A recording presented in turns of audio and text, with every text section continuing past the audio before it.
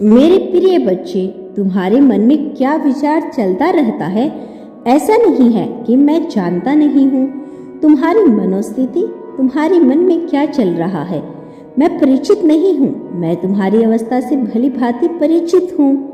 लेकिन मनुष्य को अपने जीवन में प्रगति पाने के लिए कुछ बातों का ध्यान रखना आवश्यक होता है।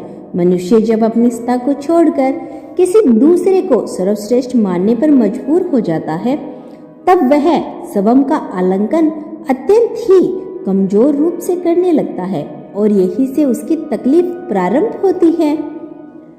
वह दूसरों के उपेक्षा अनुरूप अपने जीवन को जीने लगता है। धीरे धीरे वह तरह तरह की मान्यताओं से घिर जाता है।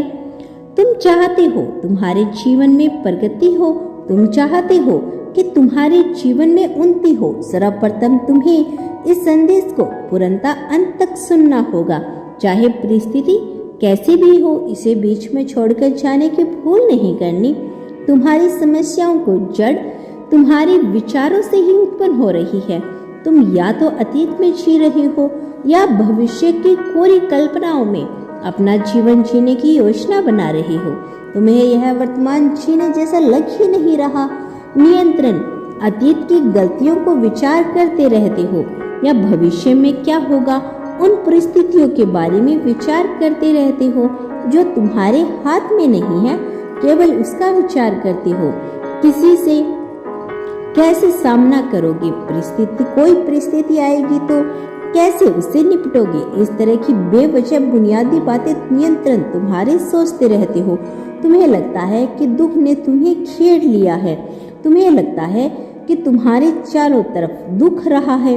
वास्तविकता में उन दुखों को आमंत्रण ही तुम दे रही हो। जब तुम वर्तमान की जीने जैसा मान लोगे तो वर्तमान के प्रत्येक क्षण को जियोगे। अभी तभी तत्काल क्या, इसका विचार करो। भविष्य कैसा होगा, इस चिंता मत करो। तुम अब अपने जीवन को जीते चले आए। इतने वर्ष तुमने गुजार दिए। अब जब तुम अपने जीवन जीते चले आए हो तो भला आगे तुम्हें इतनी चिंता क्यों हो रही है, क्यों सता रही है बेवजह तुम्हें। मेरे प्रिय, तुम सही मार्ग पर नहीं थे, लेकिन पिछले कुछ समय से तुम्हें आध्यात्मिक मार्ग का चयन किया। वास्तविकता में यह तुम्हारे लिए आवश्यक था और तुम इसी मार्ग पर बढ़ चले हो। तुम्हें चिंता करने की आवश्यकता नहीं। तुमने जो गलतियां की है वह मायने नहीं रखती कि आगे क्या होगा। यह बिल्कुल भी मायने नहीं रखता। उन बातों को सोचना छोड़ दो जो तुम्हारे नियंत्रण में नहीं है। लेकिन तुम्हारे यह वर्तमान तुम्हारे पूरे नियंत्रण में है। अभी इसी क्षण तुम खुश कैसे रह सकते हो, इसका विचार करो। यह खुशी क्षण बातों, क्षण चीजों से नहीं आती। क्षण थोड़ी प्रसन्नता के लिए ठीक है, किंतु वास्तव में खुशी तब होती है जब तुम अपने जीवन को निश्चित अनिवार्य के साथ जियोगे। जिन बातों से तुम्हारा कोई लेना देना नहीं, तुम उन पर बेवजह अपना समय जाया कर रही हो।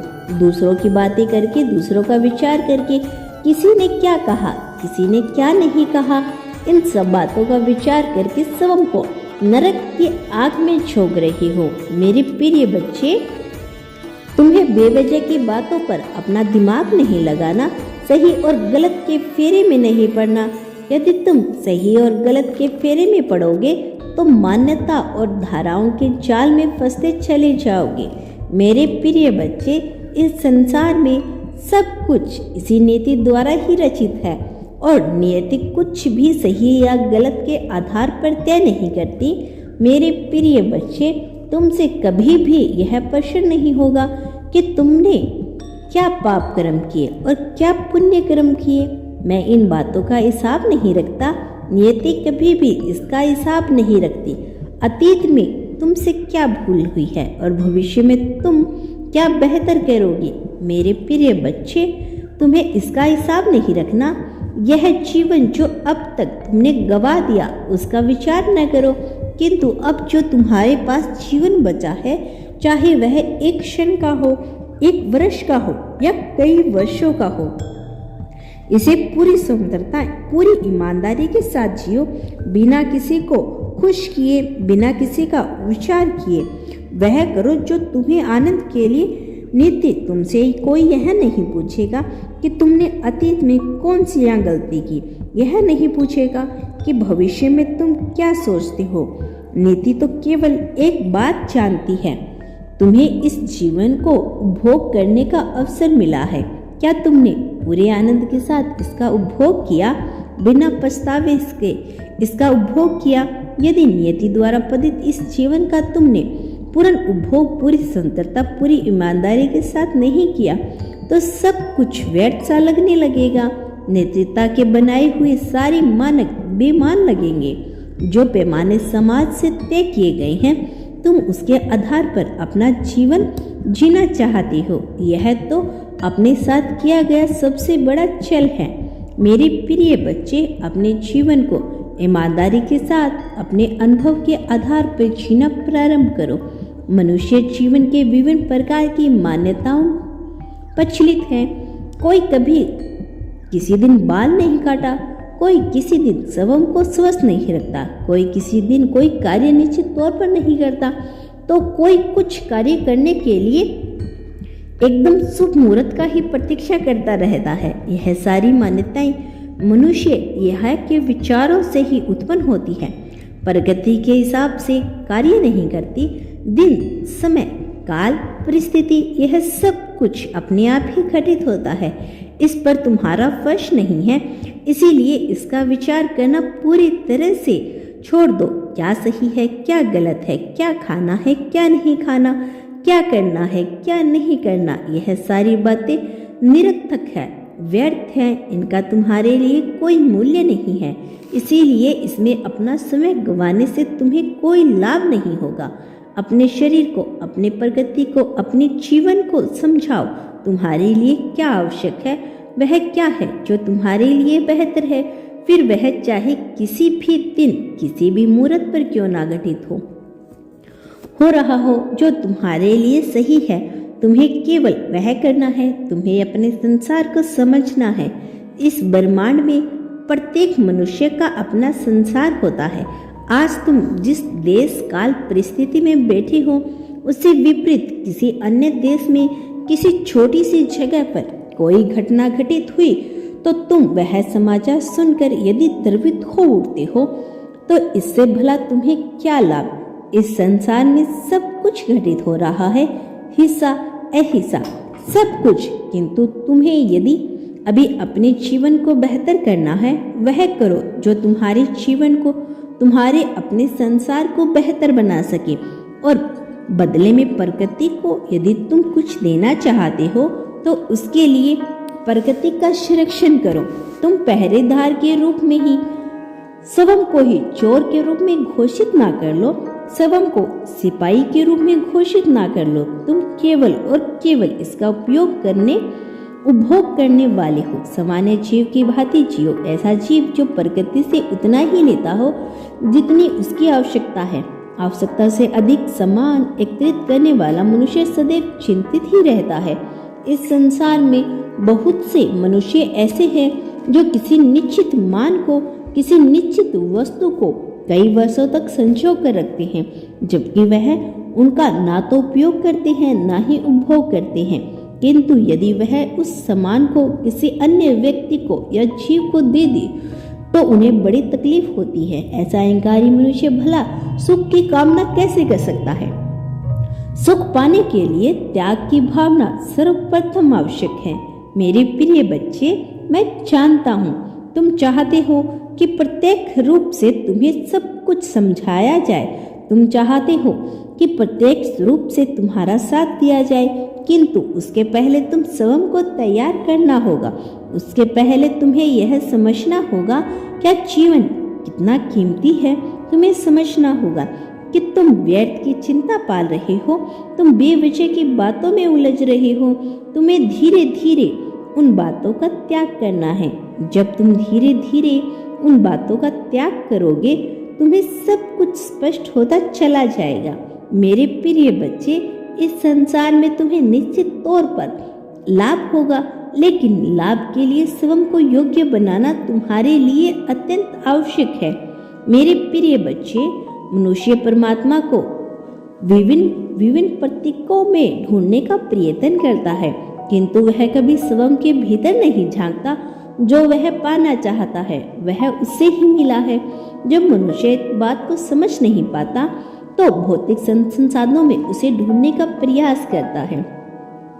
मनुष्य कभी भी संसाधनों से सुख नहीं प्राप्त कर सकता, सुविधा प्राप्त कर सकता है, किंतु सुख पा लेना बड़ा ही विलक्षण घटना है। सुख पाने के लिए सुख के भाव होना आवश्यक है।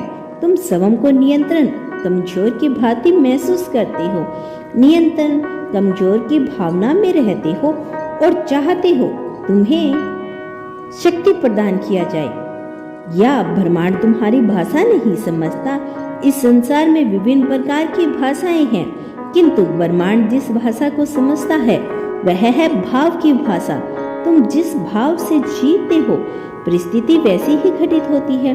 तुम दुख के भाव में होकर सुख की कल्पना नहीं कर सकते। अभाव के भाव में होकर तुम चाहते हो तुम्हें समृद्धि प्रदान कर दी जाए। यह कठिन कार्य है। बचपन से ही तुमने जो कुछ सहा है वह सामान्य नहीं था, किंतु हर बार तुम बचते चले आए और आज तुमने इतने वर्ष गुजार दिए। क्या तुमने इस ताकत को महसूस नहीं किया जो तुम्हारे भीतर आ रही है? उसी ताकत ने आज तक तुम्हें बचाए रखा। आगे की तुम इतनी चिंता क्यों करते हो? क्यों तुम्हें लगता है कि आगे तुम्हारे साथ कुछ बुरा ही होगा? मेरे प्रिय बच्चे, बेवजह की चिंता ना करो। तुम्हें यह शरीर दिया गया है, आलस्य का त्याग करें, इसका ख्याल रखो, वर्तमान में रहो, वर्तमान को जीने योग्य बनाओ। अतीत का पछतावा और भविष्य की चिंता में कुछ भी नहीं रखा। यह वैसे ही घटित ही होगा जैसा तुम चाहते हो। दूसरों की नजरों में अच्छा बनने की तुम्हारी अभिलाषा ही बेकार है। कोई भला तुम्हारे बारे में क्या विचार करता है? यह योग के बाद कब से हो गई? तुम्हें वह करना है जो तुम्हें पसंदीदा दे, लेकिन इससे किसी और को तकलीफ नहीं होनी चाहिए। यही कर्तव्य है। अपने अधिकार और कर्तव्य को एक साथ लेकर चलो। कर्तव्य का हुआ वह जो करने योग्य है, और जो करने योग्य है उसे निश्चित तौर पर करो। मैं फिर से कह रहा हूँ, नियति तुमसे वही यह ना पूछेगी कि तुमने अतीत में कौन सी भूल की। यह भी नहीं पूछेगी कि तुम भविष्य की कल्पना कैसे कर रही हो। नियति केवल एक बात का हिसाब रखती है, तुम्हें वर्तमान जीने के लिए दिया गया है।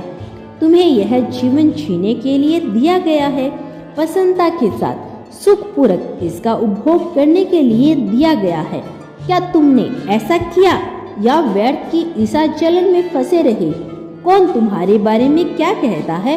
कौन कैसा सोच रहा है? क्या तुम इन्हीं बातों में उलझे रहेगे? यदि तुमने ऐसा किया है तो सीधा सा अर्थ यही हुआ कि तुमने तुम्हारे जीवन का नियंत्रण किसी और के हाथ में दे दिया। किसी और के कुछ बोलने से तुम खुश हो गए, किसी और के कुछ बोलने से तुम दुखी हो गए, किसी और के द्वारा सम्मान दिए जाने से तुम प्रसन्नता की लहर दौड़ी और किसी के द्वारा अपमान किए जाने से तुम आंसुओं के घूंट पी गए। यह बातें पूरी तरह से बेमान प्रिय बच्चे, समतलता के साथ जियो। बेवजह की मान्यताओं पर यकीन ना करो। ऐसा नहीं है कि जो तुमसे पहले जीवन में आए थे उन्होंने जो नियम बना दिए वह सदा सर्वदा सर्वमान्य था। यदि ऐसा होता तो उनके द्वारा कोई भूल नहीं हुई होती, तो आज भी वह इस संसार में मौजूद होते। तुम जिन युगों की बात करते हो, जिसकी दुहाई देती हो, जिन युगों से तुलना करते हो, तुम्हें लगता है आज यह जीवन उससे बेकार है, उससे खराब है, उससे अच्छी स्थिति में नहीं है। उन भूलों में मत पड़ो। यदि ऐसा होता तो इस युग कभी समाप्त ही नहीं हुए होते। आज का यही युग सबसे बेहतर है। अतीत में बीता हुआ सारा समय काल एक सपने जैसा कुछ भी नहीं है। भविष्य में आने वाला युग कालखंड एक कल्पना से ज्यादा कुछ नहीं है। यदि सत्यता है तो इसी वर्तमान में है, जहां तुम अभी हो, जिस क्षण में हो। यदि तुमने इस क्षण में ईश्वर को ढूंढ लिया, यदि तुमने इस क्षण में अपने आप को पा लिया, स्वयं को पा लिया, उस एक समझ गए जो तुम में विराजमान है, तो तुम ही श्रेष्ठ हो, तुम ही सब कुछ हो। मेरी बात तुम्हें बेहद ध्यानपूर्वक सुनी, उसके लिए धन्यवाद। तो बच्चे, मिलते हैं कल फिर से।